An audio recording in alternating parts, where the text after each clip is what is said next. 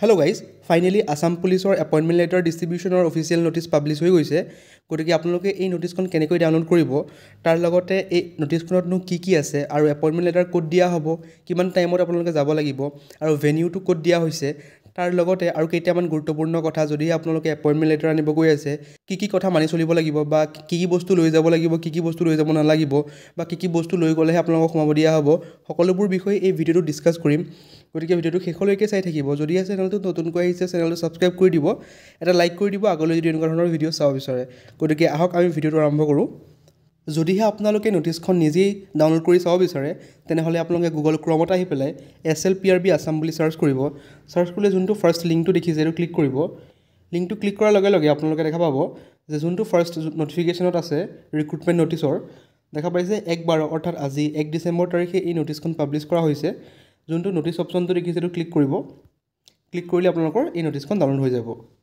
এতিয়া আমি চাওঁ হওক যে নোটিছখনতনো কি আছে দেখা পাইছে ওপৰত দিয়া আছে office of the chairman state level police recruitment board Assam নোটিছত দিয়া আছে ইয়াত আপোনালোকৰ গোটেইবোৰ পোষ্টৰ নাম দিয়া আছে যিবোৰ পোষ্টৰ এপইণ্টমেণ্ট লেটাৰ ডিষ্ট্ৰিবিউট কৰিব অহা 3 তাৰিখে চাব পাৰিছে ৰেফাৰেন্স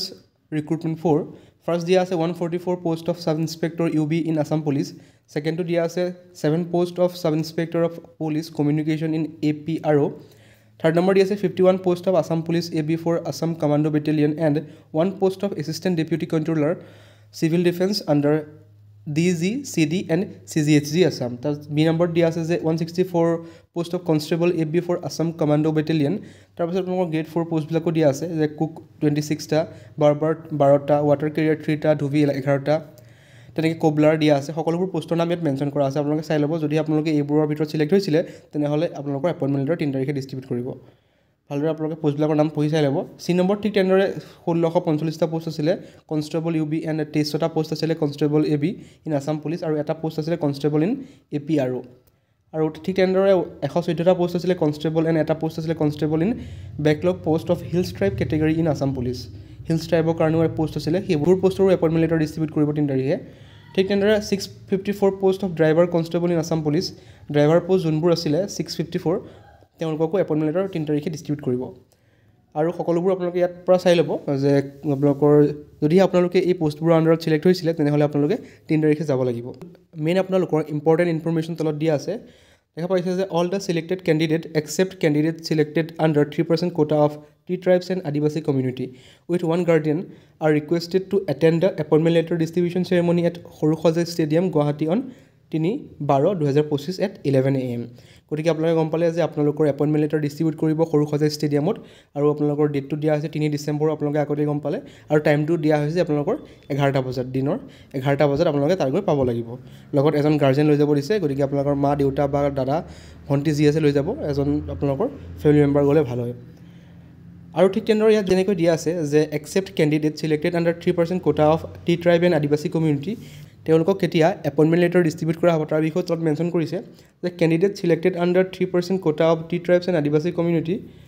আৰু with 1 guardian are requested to attend the appointment letter distribution ceremony Guwahati on 8/12/2025 অৰ্থাৎ আপোনালোকৰ 8 ডিচেম্বৰ তাৰিখে এপইণ্টমেণ্ট লেটাৰ ডিষ্ট্ৰিবিউট কৰিব আৰু এতিয়ালৈকে ভেনিউটো ডিচাইড কৰা নাই বা ভেনিউটোত মেনশ্যন কৰা হোৱা নাই ক'ত ডিষ্ট্ৰিবিউট কৰিব গতিকে আপোনালোকৰ ডেটটো দিয়া হৈছে আৰু টাইমটো দি দিছে 11টা বজাতে গতিকে আপোনালোকে 8 তাৰিখে গৈ পেলাই এপইণ্টমেণ্ট লেটাৰ ল'ব পাৰিব যিসকল টি ট্ৰাইব আৰু আদিবাসী কমিউনিটিৰ পৰা সিলেক্ট হৈছিলে ইয়াৰ লগতে আৰু এটা PDF ইনক্লুড কৰা হৈছিলে যোনটো মই দেখাই দিম কেনেকৈ ডাউনলোড কৰিব তাত আপোনালোকৰ বা এপ্লিকেশ্যন আইডিবিলাক আছে যোনবোৰ আপোনালোকৰ টি ট্ৰাইব আৰু আদিবাসী কমিউনিটিৰ পৰা সিলেক্ট হৈছে তেওঁলোকৰ মেনশ্যন কৰা আছে তেওঁলোকৰ ৰোল নম্বৰবোৰ গতিকে তাত থকা ৰোল নম্বৰবোৰ সিলেক্ট হৈছে আণ্ডাৰ টি ট্ৰাইব আৰু আদিবাসী কমিউনিটি আৰু তেওঁলোককে 8 তাৰিখে এপইণ্টমেণ্ট লেটাৰ আনিব মাতিছে যিসকল কেণ্ডিডেট আণ্ডাৰ টি ট্ৰাইবছ আৰু আদিবাসী কমিউনিটিৰ আণ্ডাৰত সিলেক্ট হৈছিলে তেওঁলোকৰ এপ্লিকেশ্যন আইডি বা ৰোল নম্বৰ চাবৰ কাৰণে এটা PDF আপোনালোকক মুকলি কৰি দিছে